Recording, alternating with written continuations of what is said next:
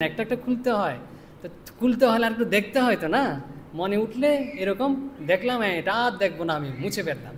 তো এরকম আধুনিক যদি চান না এরকমভাবে এগুলো উঠবে, উঠলে কিন্তু ঘাবড়ানোর কিছু নেই যে না আমার জব ধ্যান করতে বসে মন একাগ্র হচ্ছে না, উঠছে ছেড়ে দিয়ে দুধ উঠে গেলাম, চলে গেলাম, আর বসতে পারছি না, ছটফট এরকম না, ছেড়ে দিলে চলবে না।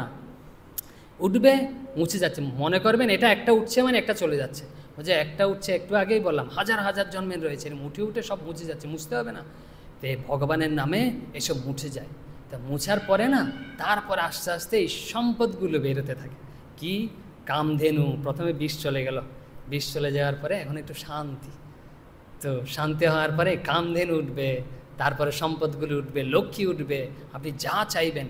কেউ যদি ভগবানের নাম করেন, আমরা বলেছিলাম পূর্বে আপনি যা চাইবেন তাই করতে পারবেন।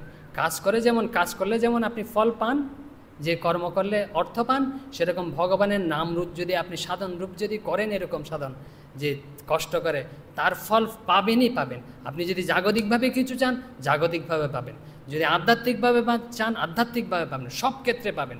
যে পরলোকে পেতে চাইলে পরলোকে পাবেন, ইহলোকেও পাবেন, তার জন্য সাধন দরকার, কিন্তু পেতে চাইলেই। তো প্রথমে কি উঠবে? যে লক্ষ্মী উঠবে, তারপর ঐরাবত, এই সম্পদগুলো উঠতে থাকবে, কৌস্তুভমণি, তারপরে কি গদা, শঙ্খ, এগুলো হচ্ছে সম্পদ উঠতে থাকবে, মানে হচ্ছে বিভিন্ন ধরনের সিদ্ধাই আমাকে প্রলোভিত করবে, উঠবে মন থেকে এরকম। তো উঠলে কি করতে হবে জানেন? আমি এগুলো চাই না, এগুলো ভগবানকে নিবেদন, যেমন কৌস্তুভমণি সব ভগবানকে দিয়ে দেওয়া হয়েছে, লক্ষ্মী ঐশ্বর্য আমি চাই না, ভগবানকে দিয়ে দিলাম, ঐরাবত যাও ইন্দ্র তুমি নিয়ে যাও, তো এরকম সব দিয়ে দিতে হবে। তারপরে কি উঠবে? তারপরে সর্বশেষে অমৃত উঠবে, যেটা আমরা চাই, অমর হয়ে যাব যেটা খেলে, সেটাই শেষে উঠবে।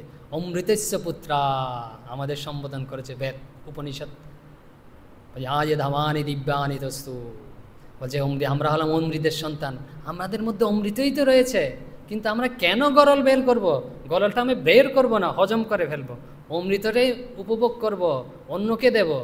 এই হচ্ছে বলেছিলাম যে সমুদ্র মন্থনের প্রকৃত তাৎপর্য হচ্ছে এই ভগবানের নাম রূপ দণ্ড দিয়ে মনরূপ সমুদ্রে, ক্ষীর সমুদ্র, মনরূপ সমুদ্রে, তারপরে বুদ্ধিরূপ দড়ি দিয়ে টেনে ইন্দ্রিয়রূপ দেবগণকে নিয়ন্ত্রিত করে, তারপরে কি এই আত্মারূপ ওখানেই অধিষ্ঠিত হয়ে এই যে প্রথমে যে উঠবে, এগুলো হজম করে ফেলতে হবে, কষ্ট করতে হবে। সাধনের প্রথমে কষ্ট, সাধকদের ভক্তদের প্রথমেই কষ্ট সহ্য করতে হবে, তারপরে সম্পদ বেরোবে। সম্পদের মধ্যে থেমে থাকলে চলবে না, কারণ আমরা অমৃতের পুত্র, অমৃত চাই।